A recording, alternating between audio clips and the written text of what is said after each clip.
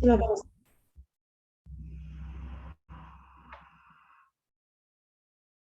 Bismillah, alhamdulillah, salatu wassalamu ala rasulillah wa ala alihi wa ashabihi wa mawalah, amma ba'd. Alhamdulillah, di malam hari ini kita bisa lanjutkan kembali kajian kita dari pembahasan kitab Khulasah Ta'zimul Ilmi, sebuah kitab yang menjelaskan tentang tahapan-tahapan bagaimana agar kita bisa memperoleh ilmu.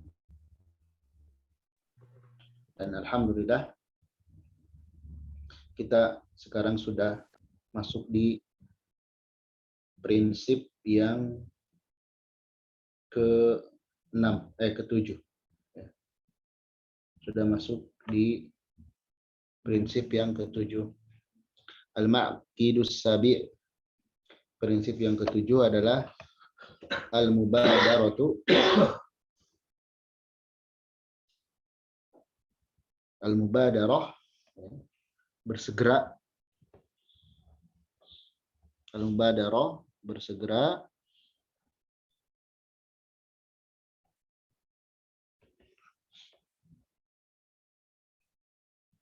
Ila tahsilihi, untuk memperolehnya.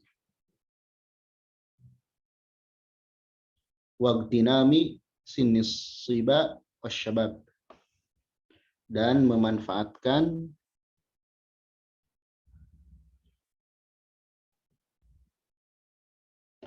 usia muda, ya. Memanfaatkan atau memaksimalkan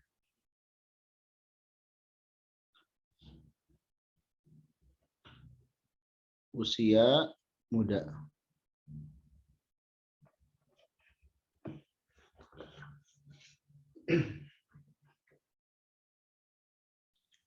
Nah, di sini di poin ke-7 ini Syekh Shalih Utsaimin hafizahullah menjelaskan bahwasanya hendaklah kita ini bersegera dalam belajar, ya. Bersegera di sini bukan tergesa-gesa, tapi segera memulai, ya. Jadi bersegera di sini bukan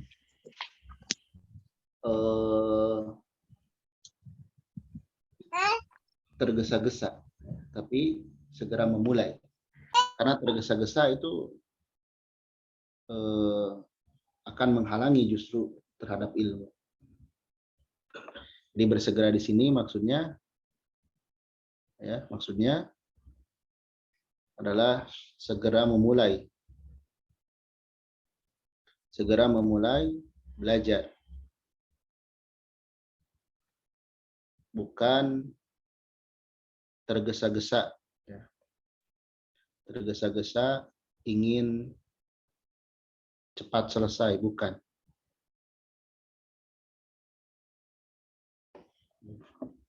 Jadi segera mulai belajar, jangan nanti. Karena di dalam menuntut ilmu ada dua penyakit atau dua penghalang yang menyebabkan seseorang itu tidak mendapatkan ilmu. Jadi ada dua penghalang yang menyebabkan tidak dapat ilmu. Jadi di antara penghalang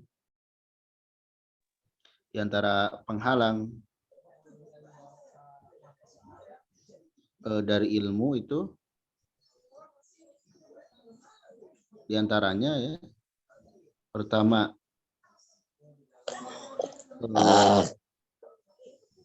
dalam prosesnya. Jadi pertama dia tergesa-gesa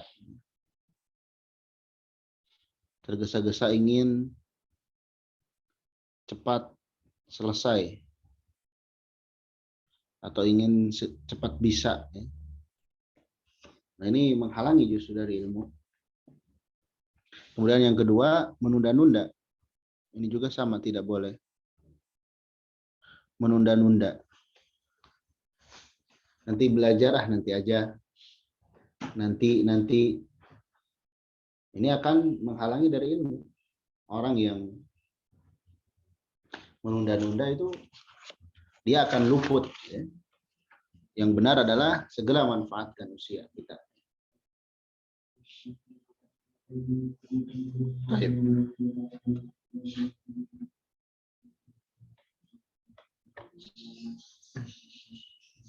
Ya, silakan yang perlu di screenshot.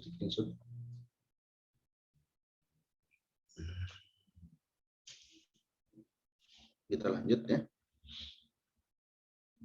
Nah, di sini di penjelasan disebutkan, pensyarah menyebutkan mubadarah ila tahsilihi ay musara'ah. Musara'ah dan mubadarah itu sama, bersegera. Bersegera untuk meraihnya. Segera mulai prosesnya. Kemudian waqtinam, ya, memanfaatkan usia muda. Jadi memanfaatkan itu artinya kita menganggap usia muda ini adalah sebagai ghanimah. Ghanimah artinya sesuatu yang amat berharga. Yang amat berharga. Jadi masa muda itu, usia muda adalah waktu yang sangat berharga. Yang sangat berharga. Walaupun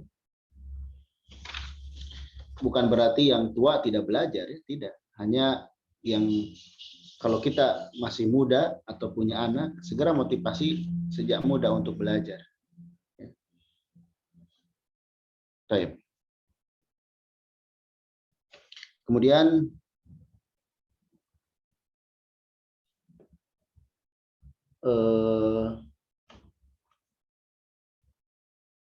di sini dikatakan ada perkataan Imam Ahmad. Ya. Ada perkataan Imam Ahmad bin Hanbal. Kata beliau, ma syabbahtu syababa illa bi syai'in kana fi kummi fasaqat. Ya. Ma syabbahtu syabab. Tidaklah aku menyerupakan usia muda illa bi syai'in, kecuali dengan sesuatu kana fi kummi, yang berada di ujung lengan baju. Ujung lengan baju. Fasaqat, maka dia terjatuh.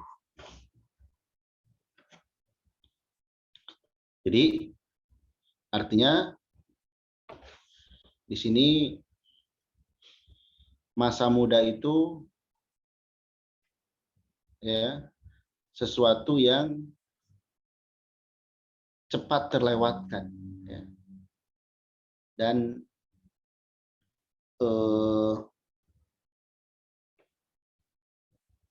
kalau dibiarkan ya akan pergi, ya. Maka di sini dikatakan sesuatu yang di lengan baju itu, ini perumpamaan ya, ada waktunya kemudian jatuh. Maksudnya kalau tidak dimanfaatkan ya akan terlewatkan. Akan terlewatkan. Di sini Imam Ahmad rahimahullah menyebutkan perkara ini agar kita memanfaatkannya. Karena kalau tidak dimanfaatkan, ya tadi cepat hilangnya, cepat berlalunya. Makanya karena cepat berlalu, manfaatkanlah masa muda tersebut. Ya.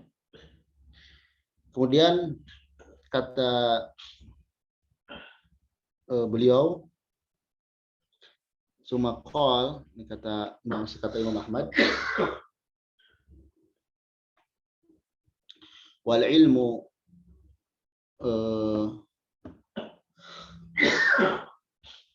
wal ilmu fi sinni fi sinni syabab, ilmu yang dipelajari di masa muda, ya, asra'u ilan nafs, lebih cepat menyerap ke dalam jiwa, lebih cepat nempel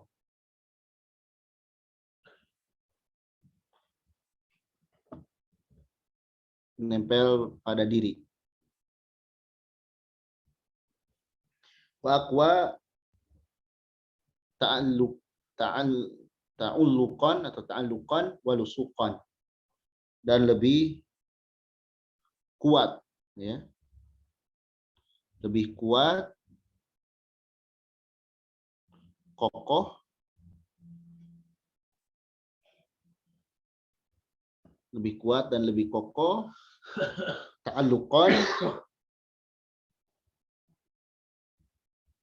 Ta'alluqan walusuqan itu artinya sama, nempelnya. Ya, jadi ilmu yang dipelajari di masa muda itu lebih mudah terserap oleh jiwa. Ya. Dan setelah terserap, nempelnya lama. Kenapa? Karena li faragil qalbi minal musyaggilat. Karena kosongnya hati, nah ini kosongnya hati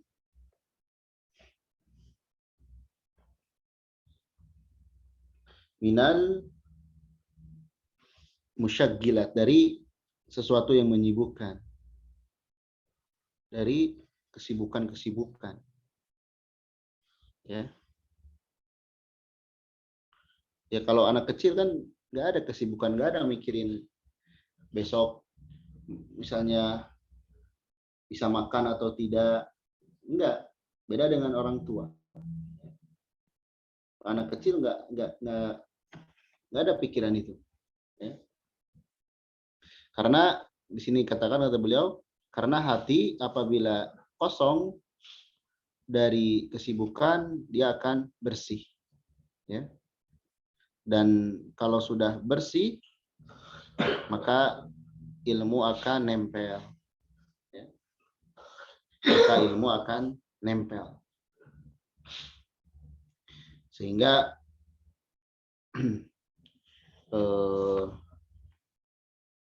di waktu muda ini, jadi usia muda, ya. Ini usia muda. Usia muda itu usia belajar, menghafal. Ini, fokuskan ini. Usia belajar dan menghafal. Agar nanti setelah dewasa, ilmu sudah dapat dia. Bukan berarti tidak boleh bermain, ya. Boleh. Hanya saja ingat, masa muda itu cepat sekali berlalu. Jangan, nah masih muda, nanti aja pembiasaan. Padahal biasakan. Disebutkan oleh sebagian ulama, anak dari usia 5 ya, atau 7 tahun itu udah latih untuk menghafal. Bukan dilatih untuk memahami, dilatih untuk menghafal. Di usia 5 atau 7 tahun sampai usia 12 itu latih menghafal. Karena di usia ini akan cepat sekali hafalnya. Kalau tidak dibiasakan ya nanti susah. Sudah tua atau sudah gede. Betul, ngebujuknya juga susah. tapi bisa. Ya. Kemudian di sini Al-Imam Hasan Al-Basri mengatakan al-ilmu fis sighar kan naqshi fil hajar. Belajar di masa muda, di waktu kecil, kan naqshi fil hajar, seperti mengukir di atas batu. Ya. Mengukir di atas batu. Ini perkataan sering dibawakan sebagai motivasi. Belajar di waktu kecil seperti mengukir di atas batu. Maksudnya apa? Dari sisi kuatan wa thubutan. Ya, dari sisi kuatnya dan kokohnya. Dari sisi kuatnya dan kokoh. Kenapa? Karena batu apabila diukir, maka ukiran tersebut akan tetap ada. Di ukiran tersebut akan ada. Jadi memang susah mengukir di atas batu itu ya. Memahat batu itu susah. Tapi kalau sudah jadi, dia akan bertahan lama. Sama anak-anak juga ya, ngebujuknya dan sebagainya. Tapi kalau dibiarkan terus, ya udah biarkan nanti saja. Akhirnya nggak belajar. Kemudian beliau berkata juga, faquwatu baqail ilmi, maka kuatnya kekekalan ilmu, ya. Jadi kekekalan ilmu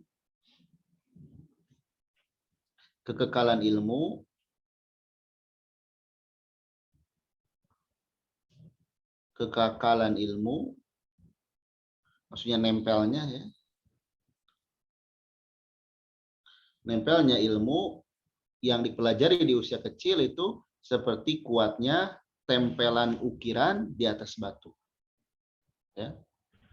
Seperti kuatnya tempelan di atas batu. Maka kalau di masa muda itu anak-anak jangan kita biarkan menghafal misalnya lagu dan sebagainya. Nanti ketika belajar agama menghafal Quran susah. Beda kalau di waktu kecil menghafalkan, banyak diberikan hafalan ilmu berupa Al-Quran, hadis dan selainnya. Itu akan bermanfaat. Ya. Kemudian di sini disebutkan kata beliau, famani tanama, barang siapa yang memanfaatkan syababahu, usia mudanya, nala irbahu, ya, maka dia akan bisa meraih, ya, irbahu, cita-citanya. Ya, jadi ini kuncinya. Barang siapa yang memanfaatkan usia muda, maka dia akan meraih cita-citanya. Ya.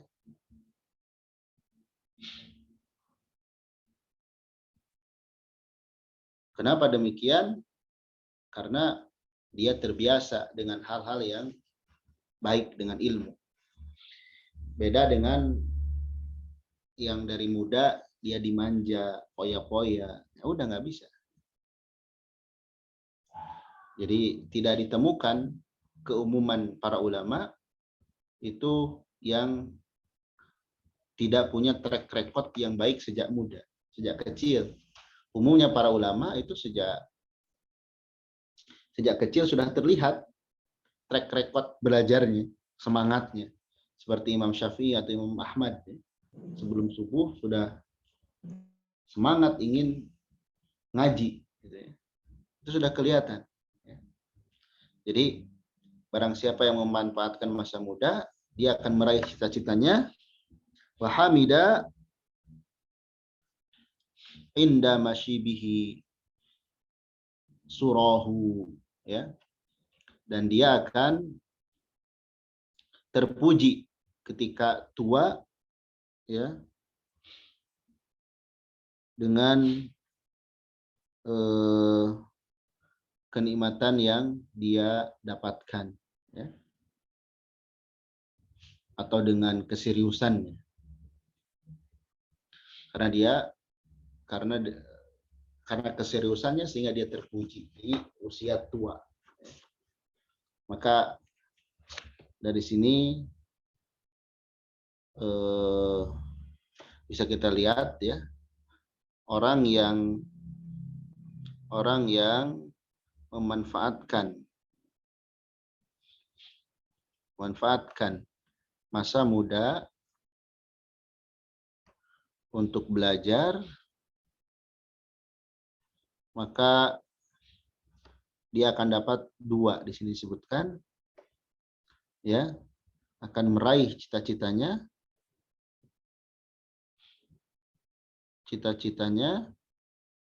dan akan terpuji di masa tuanya,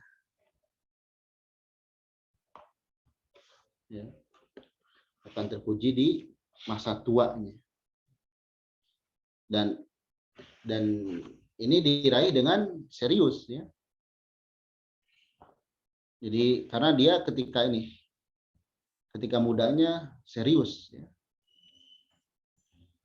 Jadi dia itu serius, nah di sini ijtihad, sungguh-sungguh dan semangat ketika usia muda. Jadi kata Imam Hasan Al-Basri tadi disebutkan, ya, nempelnya ilmu di waktu muda itu seperti kuatnya tempelan ukiran di atas batu. Kemudian orang yang memanfaatkan masa mudanya untuk belajar, dia akan meraih cita-citanya dan akan terpuji di masa tua, ya. Kemudian ada bait, ala iktanim sinna syababi ya fata indal masyibi yahmadul qaumu as-surra qaumus surra. Di sini iktanim sinna syababi ya fata, wahai pemuda, manfaatkanlah usia muda, karena dengan memanfaatkan usia muda, indal masyibi yahmadul qaumus surra, ketika saat tua orang-orang akan memuji as-surra karena perjuangannya. Karena perjuangan di waktu muda.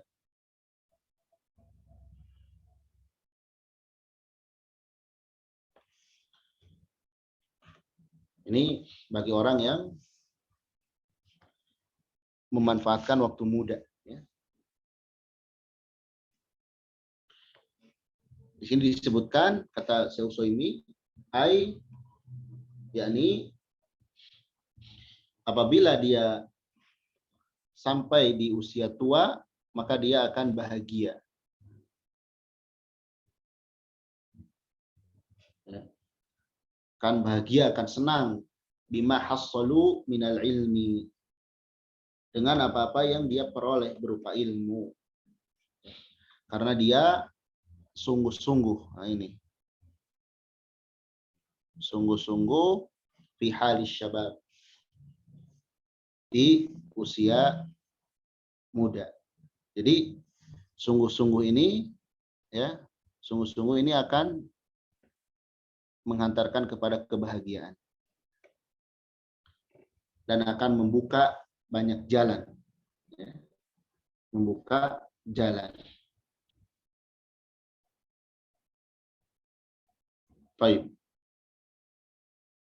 Ini kalau yang usianya masih muda. Terus gimana kalau sudah tua, ya? Maka di sini dikatakan, lihat tulisan yang merahnya, ya. Wala yutawahamu mimma sabaqo, dan jangan disalahpahami dari penjelasan sebelumnya. Jangan dipahami, jangan disalahpahami. Ya. Jangan disalahpahami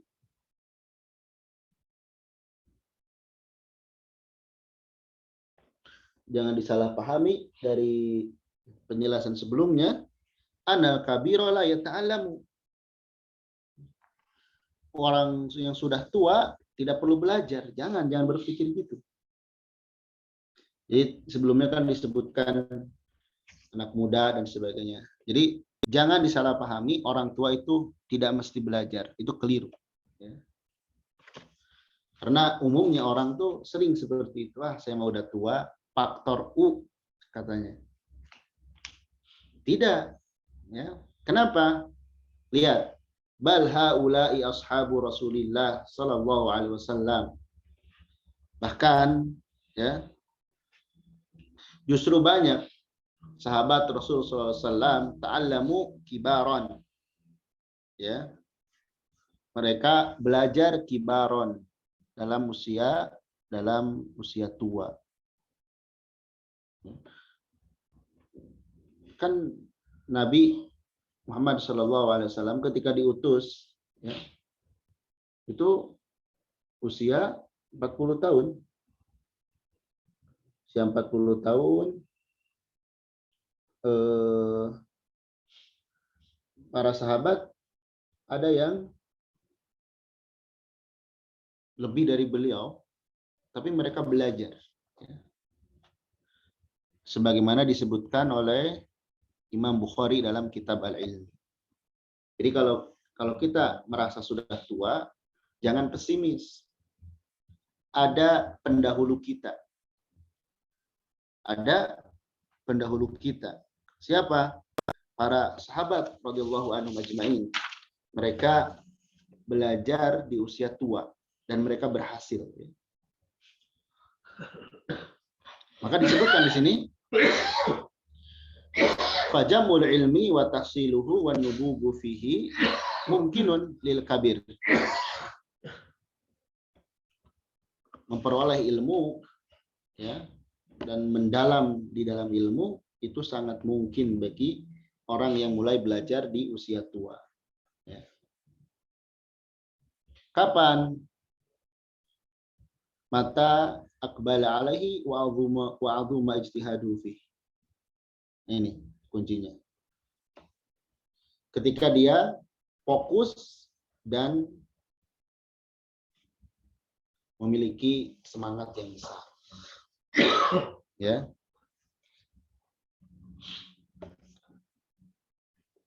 Lihat, di sini katakan jadi kita buat tulisan ya.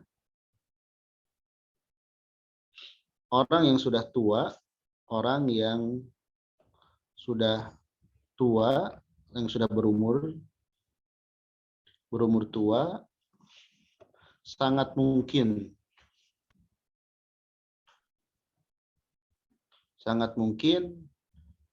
mendapatkan ilmu. Bahkan mendalaminya.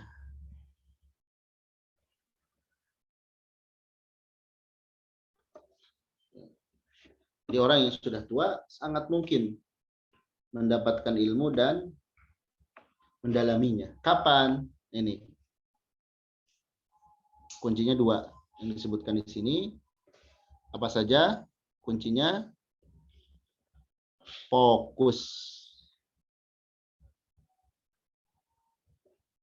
Yang kedua, memiliki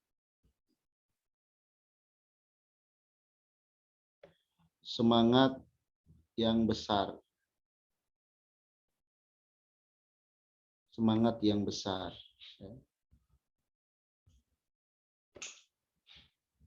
Serius, sungguh-sungguh.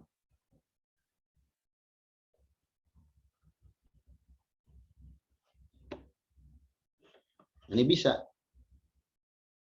Cuman perkaranya kita Ya itu ya, nggak fokus atau semangatnya kurang sehingga nggak bisa kita. Ya. Dan jangan suudzon kepada Allah. Ah, saya mah udah tua, nggak akan bisa. Ah, ya udah nggak bisa. Kita udah mendoakan diri kita sendiri nggak bisa. Ya, akhirnya Allah kasih nggak bisa. Ingat di sini, ya. Jadi kuncinya di sini disebutkan, ini kuncinya ya. Jadi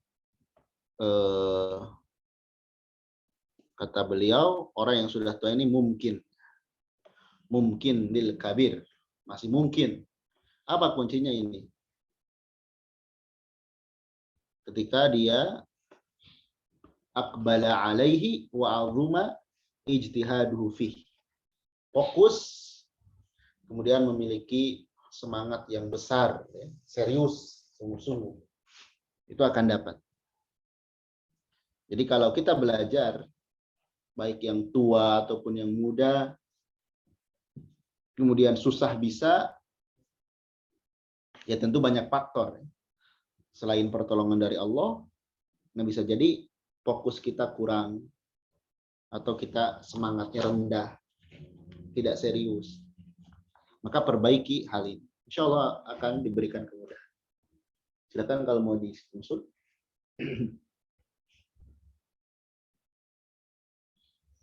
Ya, kita lanjutkan satu paragraf lagi.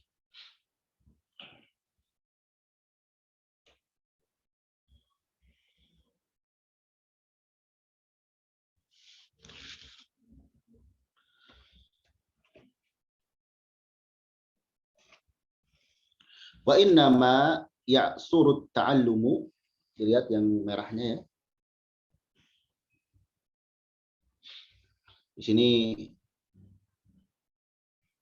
kata Syekh Utsaimin, kemudian beliau menjelaskan ma yahulu bainal kabir wal ilmi, apa-apa yang mencegah atau menghalangi antara usia dan ilmu. Apa? Wa innama ya'surut ta'allumu fil kibari, dan bahwasanya tidak lain yang membuat susah belajar di usia tua, ya. Jadi yang membuat susah belajar di usia tua, kama bayannahu al-Mawardi, sebagaimana telah dijelaskan oleh Imam Al-Mawardi di dalam kitab Adabid Dunya Waddin. Dalam kitab ini, apa sebab belajar di usia tua itu susah? Pertama, ya. Pertama,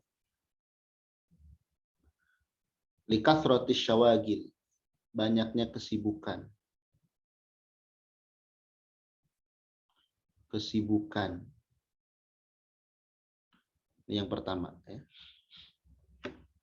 Kemudian yang kedua, wa ghalabatil qawati', ya. Terdominasinya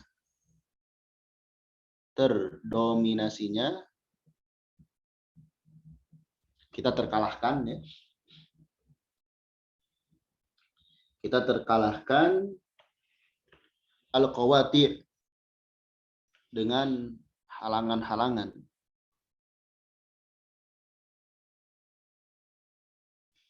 Kemudian yang ketiga, watakathuril alaik, ya. Bertambahnya atau banyaknya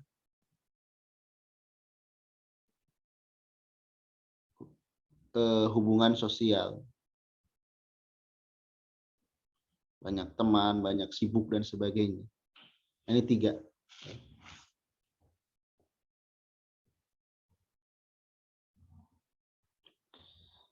Jadi ini tiga sebab terhalangnya atau susahnya orang tua mendapatkan ilmu. Pertama, sibuk, ya. Kedua, ya banyak halangan dan kita kalah dengan halangan itu. Kemudian yang ketiga, kita banyak relasi, ya. Kemudian beliau menyebutkan fa'ilalul imtina al-ilmi al-kabir salasun. Jadi sebab terhalangnya ilmu kepada orang tua itu ada 3. Yang pertama ini banyaknya kesibukan, ya. Banyaknya kesibukan.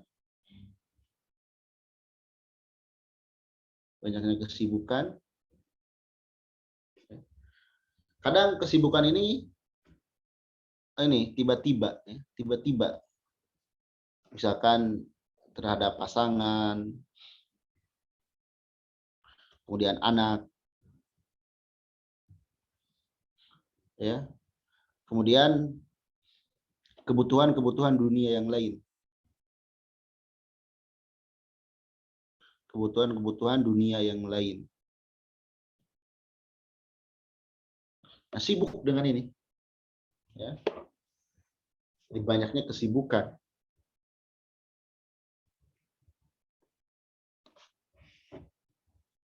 Itu yang pertama. Kemudian yang kedua, kata beliau, ini yang kedua. Ini pertama, ya. Kemudian yang kedua, ini ghalabatul qawati, terdominasinya dengan halangan-halangan. Jadi kita dikalahkan oleh halangan.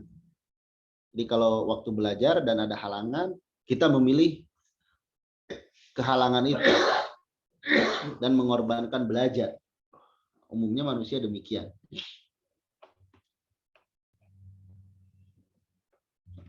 Iya. Ai kasratul mawani. Ya. Banyaknya penghalang yang memutuskannya dari belajar. Ya, banyak ya jenisnya. Kemudian yang ketiga, ini takatsur al-alaik. Banyaknya hubungan sosial. Hubungan sosial.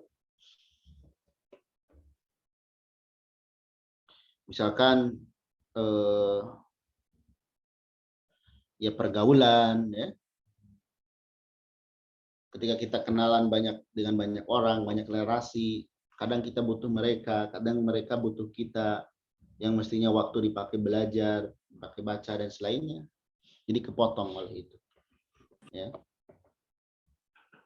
Baik. Kemudian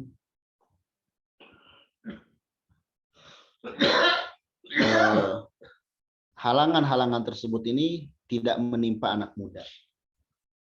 Tidak menimpa anak muda. Ya. Jadi apabila seorang pemuda ini selamat dari 3 halangan tadi, maka ini, kalau seorang anak muda dari kecil terhalang atau tidak mengalami hal itu, maka dia akan mungkin untuk mendapatkan ilmu. Ya.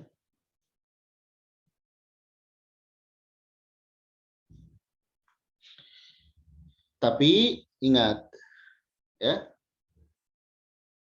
bukan berarti kita misalnya yang sudah tua, udah tidak bekerja aja, tidak nyari nafkah, fokus aja belajar, padahal punya tanggungan. Ya enggak juga, karena berdosa kita menelantarkan tanggungan kita. Terus gimana caranya? Maka di sini dikatakan faman qadira ala daf'iha, barang siapa yang mampu untuk mengatasinya, an-nafsihi dari dirinya, mengatasi tadi, ya, maka adrokal ilma, dia akan memperoleh ilmu. Ya. Jadi walaupun sudah tua, dia akan memperoleh ilmu. Baik. kita berikan sedikit kesimpulannya.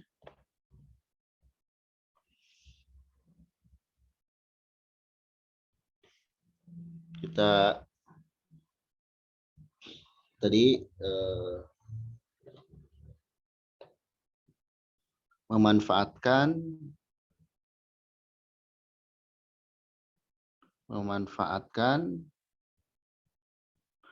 masa muda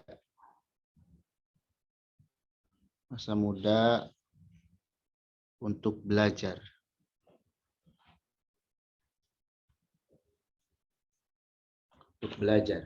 Ya. Di antara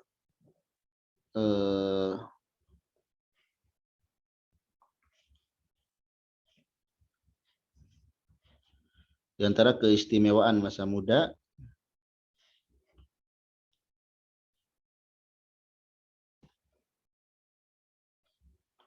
keistimewaan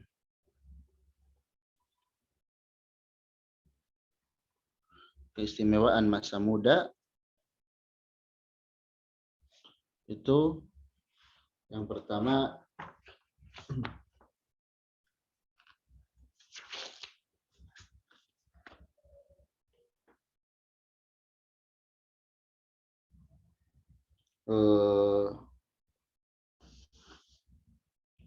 lebih cepat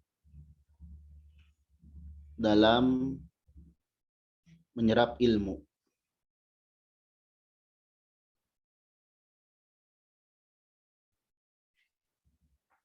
Lebih cepat dalam menyerap ilmu. Kemudian yang kedua, ilmunya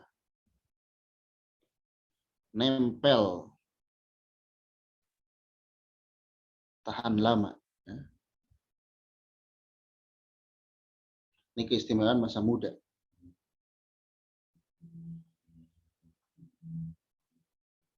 Ilmunya nempel, tahan lama.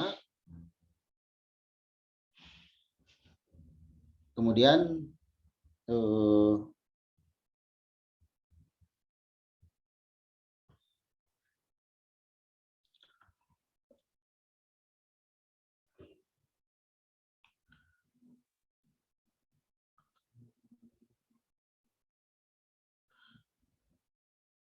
balasan atau bukan balasan ya, keuntungan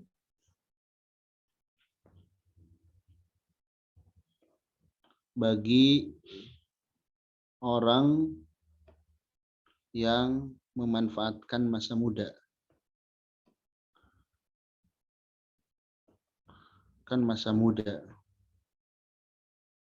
Memanfaatkan masa mudanya untuk belajar.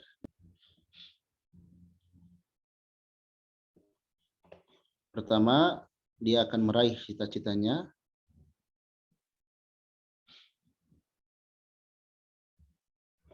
Yang kedua, akan terpuji di masa tua. Ya, akan terpuji di masa tuanya. Baik. Kemudian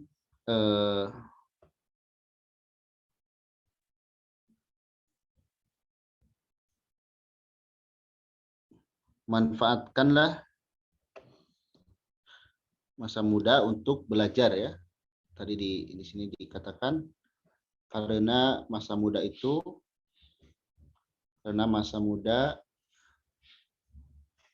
sangat cepat berlalunya.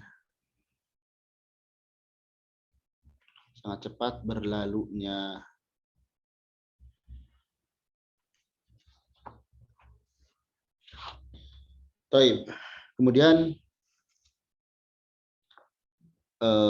untuk yang berumur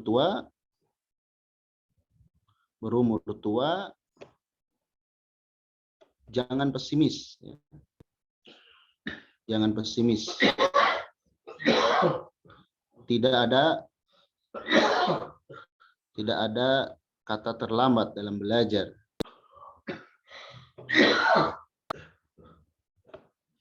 Tidak ada kata terlambat dalam belajar. Ya. Kenapa tidak ada terlambat? Lihat para sahabat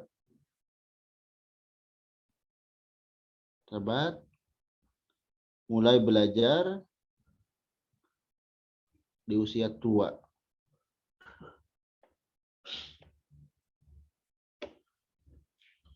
Ya. Kemudian kuncinya dua. Kuncinya ya. Kuncinya tadi disebutkan fokus dan memiliki tekad yang besar.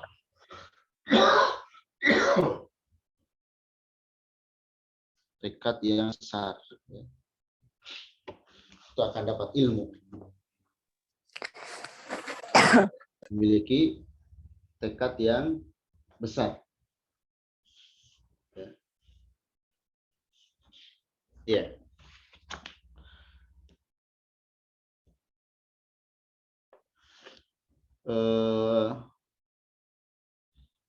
Silakan kalau mau di screenshot dulu.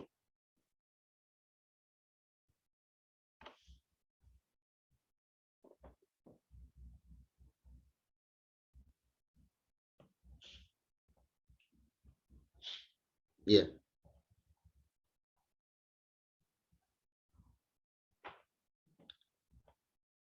Sebab selanjutnya ya.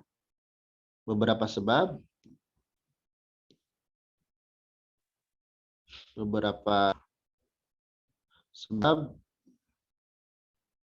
sulitnya belajar di usia tua. Ada 3 ya. Ada 3 sebab. Pertama, banyaknya kesibukan.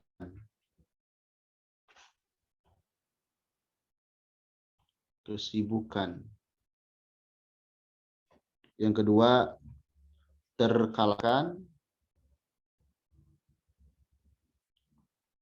terdominasi ya oleh penghalang.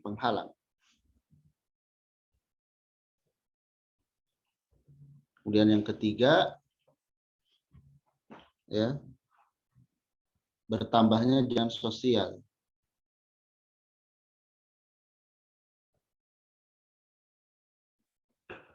Jalinan sosial. Ini beberapa sebab sulitnya belajar di usia tua. Tapi yang bisa ya, orang yang mampu mengatasi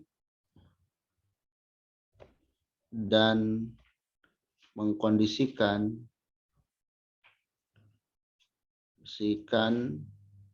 penghalang tersebut ya. Penghalang tersebut, maka dengan izin Allah dia akan mendapatkan ilmu.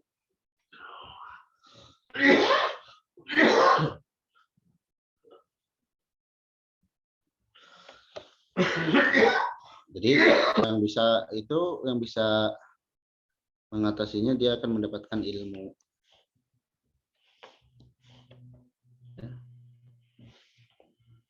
Dia akan mendapatkan ilmu. Maka dari itu ya, yang masih muda dikatakan masih muda itu ya, misalnya antara usia 5 sampai 25 tahun ya. Masih muda, usia 5 sampai 25 tahun, hendaklah fokus menghafal belajar,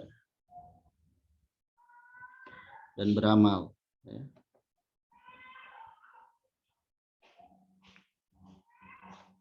Kemudian yang sudah tua,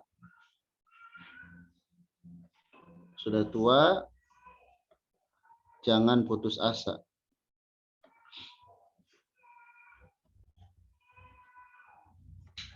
Fokus dan serius.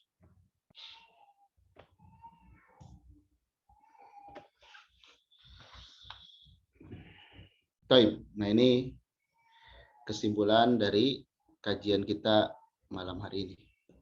Ya. Baik, demikian yang bisa dibahas. Barangkali ada yang ingin ditanyakan, dipersilahkan. Allahu a'lam bishawab. Barakallahu fikum. Jazakumullah khairan Ustadz, barakallahu fikum untuk materi malam hari ini. Silakan pada umat yang ingin bertanya boleh langsung open mic ya.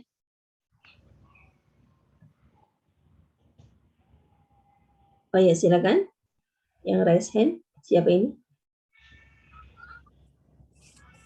Silakan langsung open mic. Ya. Bismillah, assalamualaikum Ustadz. Waalaikumsalam warahmatullahi wabarakatuh. Ustadz, di poin yang barusan di antara penghalang, di antara kiatnya usia tua untuk belajar itu kuncinya fokus dan memiliki semangat yang besar. Iya. Adakah semacam kiat agar fokus? Misalnya kayak penghalang-penghalang tadi, kayak ibu-ibu biasanya penghalangnya nggak jauh dari anak dan pekerjaan rumah tangga misalnya gitu, Ustadz. Syukran jazakallah khair. Wa iyyakum. Baik. Agar bisa fokus ya. Agar bisa fokus. Pertama, pandai-pandai mengatur waktu. Pandai-pandailah dalam mengatur waktu.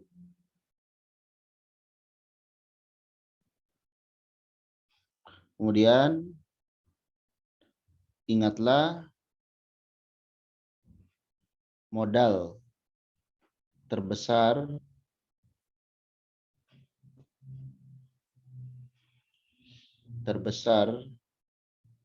di dalam hidup adalah waktu. Dalam hidup kita adalah waktu. Kalau kita udah tahu waktu itu modal terbesar, maka kita akan menempatkan waktu itu sesuatu yang paling mahal. Ya. Dipandai-pandai dalam mengatur waktu. Ya. Kemudian pandai-pandai dalam memilih kegiatan. Ya. Yang tidak bermanfaat tinggalkan, karena Nabi menyatakan min husnil islamil mar'i tarkuhu ma la ya'ni. Di antara tanda baiknya agama seorang itu meninggalkan sesuatu yang tidak bermanfaat. Lihat, ini ada manfaat nggak buat kebaikan kita, buat akhirat kita, buat dunia kita. Kalau tidak ada, tinggalkan. Jadi pandai-pandai dalam memilih kegiatan. Kemudian pandai-pandai dalam memilih teman, memilih lingkungan, memilih lingkungan dan teman, karena ini berpengaruh terhadap diri kita, termasuk ya pasangan kita perlu dipahamkan, karena terkadang ya, seseorang itu terhalang oleh pasangannya, suaminya atau istrinya menghalangi dari belajar dan sebagainya. Perlu dijelaskan pentingnya belajar dan sebagainya. Jadi pandai-pandai dalam memilih lingkungan dan teman, dan yang tidak kalah pentingnya banyak berdoa. Banyak berdoa. Berdoa. Baik, kita lihat ya. Waktu manusia itu 24 jam semuanya ya. Waktu itu 24 jam. Ya. Nah, kita tinggal atur. Atur mulai dari bangun sampai tidur lagi. Itu atur. Dan di antara waktu perlu diingat ya. Perlu diingat.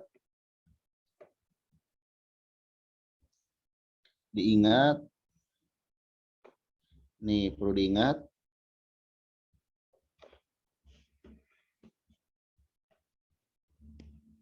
Perlu diingat.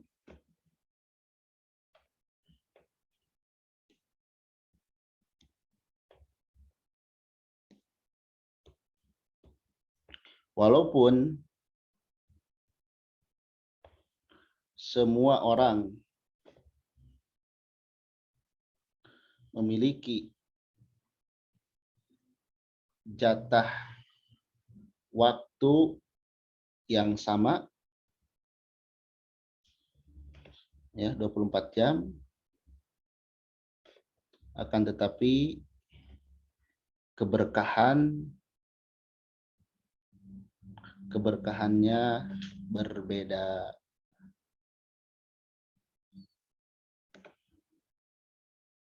Keberkahannya berbeda. Terus agar berkah gimana? Ya, isi dengan hal-hal yang bermanfaat. Kadang kita 1 jam untuk belajar, itu Allah mudahkan, cepat bisa. Dan di antara waktu yang paling mungkin kita belajar itu waktu malam. Ketika pasangan kita istirahat, anak kita istirahat, kita belajar. Jangan muluk-muluk dulu setengah jam. Istiqomah setengah jam, setahun misalkan, atau 2 tahun. Ya. Baru tambah lagi. Baik. Kurang lebih seperti itu.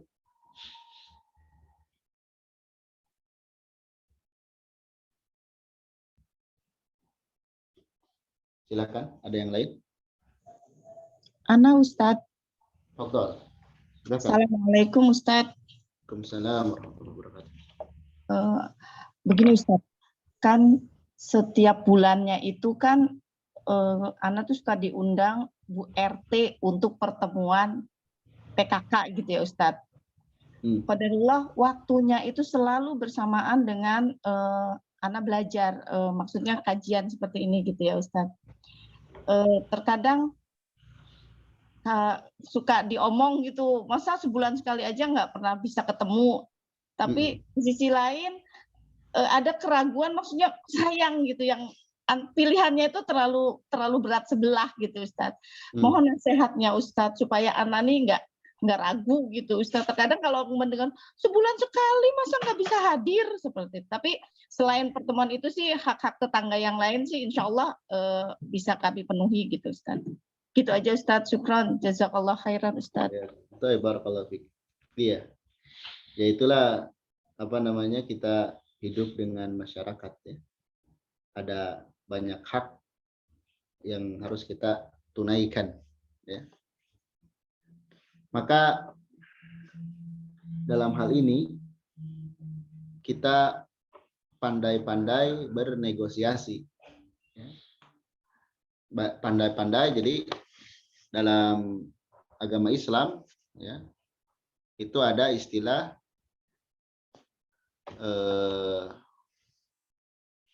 apa namanya, meminta uzur. Meminta uzur itu meminta keringanan.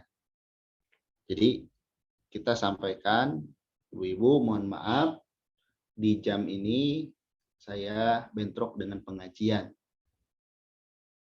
Barangkali ada waktu lain yang di waktu lain itu tidak bentrok dengan pengajian. Ya. Karena gini Bu, tadi di atasnya saya sebutkan nih, modal terbesar di dalam kehidupan kita adalah waktu. Waktu itu nggak akan balik lagi. Kalau kita, ini kasarnya ya, kalau kita nggak sempat kumpul PKK, terus qadarullah misalkan ya, wafat, karena kita memilih pengajian, kita nggak kumpul PKK, nah, itu kita wafat keadaan mulia. Tapi kalau kita sebaliknya, kita nggak ngaji, terus qadarullah wafat ketika kumpul PKK, nah itu ibu bisa menilai seperti apa keadaannya. Ya.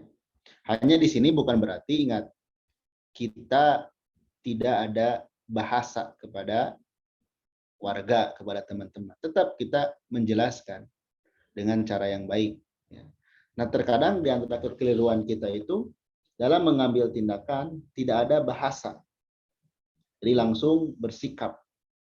Ini tentu tidak demikian. Jadi minta uzur, itu minta dimaklumi. Kalau sudah minta uzur dan tetap tidak bisa, ya sudah, ada perkara yang lain yang tetap bisa mengeratkan ukhuwah kita dengan tetangga. Ada perkara yang lain yang bisa mengeratkan ukhuwah kita dengan tetangga. Misalnya, kita amalkan hadis Nabi, kalau kita masak kuah, ya, opor, atau apa, banyakin airnya. Kemudian bagiin ke tetangga. Maksud Nabi, jangan sepelekan perkara yang sedikit. Bukan berarti ya udahlah, padahal kita mampu nih bikin opor ada dagingnya. Ya itu lebih baik kalau mampu gitu, misalkan. Kita bagiin ke tetangga atau kita punya rezeki apa dan sebagainya. Itu ada cara-cara yang lain yang tetap baik ya, seperti tadi berbagi makanan dengan tetangga ya. Atau kita menawarkan bantuan ketika mereka butuh bantuan, dan dengan seperti itu ya insya Allah akan saling paham dengan keadaan masing-masing. Jadi kuncinya perbaiki dalam bernegosiasi, dalam menjelaskan tentang keadaan kita. Baik. Masih ada? Silakan.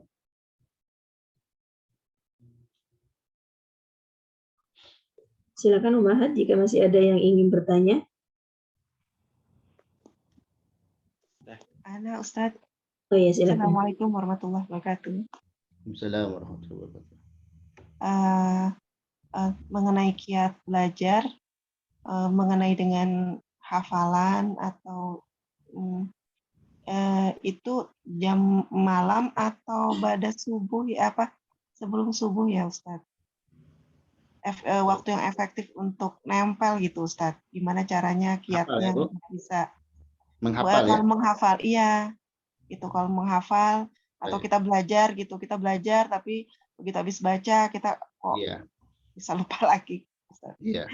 Mohon kiatnya Ustaz. Jazakallah khair. Assalamualaikum.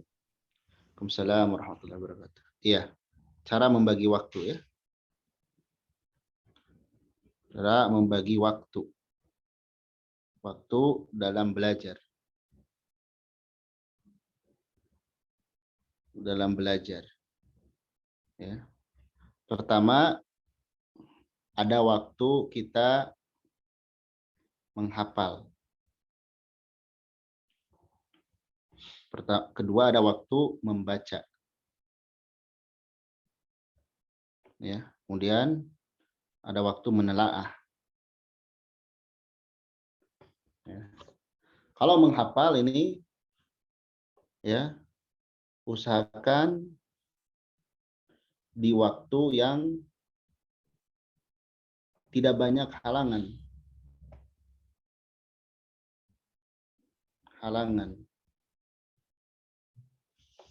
Seperti misalkan waktu pagi ya. Pagi di sini bisa dari qobla subuh ya. Ini bagus. atau malam sebelum tidur. Ini bagus juga untuk menghafal. Jangan muluk-muluk dulu kita pengen hafal sehari 1 lembar, enggak. Jangan gitu. Cara menghafal itu gini. Tetapkan waktu 30 menit, selama 30 menit itu berapapun dapatnya, gitu aja. Jangan saya harus hafal 5 ayat. Jangan gitu. Tapi kita komitnya dengan waktu, bukan dengan berapa jumlah yang dihafal. Adapun membaca, ini bisa tergantung yang dibaca. Ya. Ini membaca bisa siang hari. Ya. Siang hari. Ini bisa membaca sejarah, itu bisa siang hari. Adapun menelaah itu bagusnya di waktu duha atau waktu sore. Menelaah itu waktu duha, misalnya jam 9 sampai zuhur atau waktu sore. Bisa juga waktu malam menelaah ini. Dan tentu setiap orang beda kondisinya ya. Yang penting terutama menghafal nih, ini kuncinya, waktu yang tidak banyak halangan. Waktu yang tidak banyak halangan. Misalkan dia pekerja, ya jangan menghafal di waktu sedang bekerja. Repot nanti. Ya. Kuncinya itu. Dan umumnya manusia tidak banyak halangan itu pagi, qabla subuh, atau malam sebelum tidur. Jadi, dan ingat, menghafal itu bukan di jumlah berapa banyak yang dihafal. Tapi kita coba istiqomah saja di waktu. Setengah jam atau 1 jam. Kalau sudah bisa istiqomah di waktu, baru tetapkan berapa yang harus dihafal. Baik. Umumnya yang paling enak tuh di sini ya. Atau ba'da subuh, itu enak. Kadang malam sebelum tidur juga bisa. Jadi ada cerita di sebagian ulama, sebelum tidur dia menghafal terus, nggak hafal-hafal. Tidur pas subuh cuman baca sekali 2 kali udah hafal. Gitu. Dan terkhusus untuk menghafal itu kita harus punya pembimbing yang bagus, punya guru yang mengarahkan. Baik. Masih ada? Kalau masih ada satu lagi. Ya, silakan Umahat, masih ada 1 kesempatan lagi untuk bertanya. Baik, mungkin kita cukupkan Ustaz untuk pertemuan malam hari ini. Baik, barakallahu fikum. Alhamdulillah, mudah-mudahan bermanfaat. Insyaallah kita lanjutkan di pertemuan berikutnya. Sallallahu ala nabiyina Muhammad, subhanakallahumma wa bihamdik, asyhadu an la ilaha illa anta, astaghfiruka wa atubu ilaik.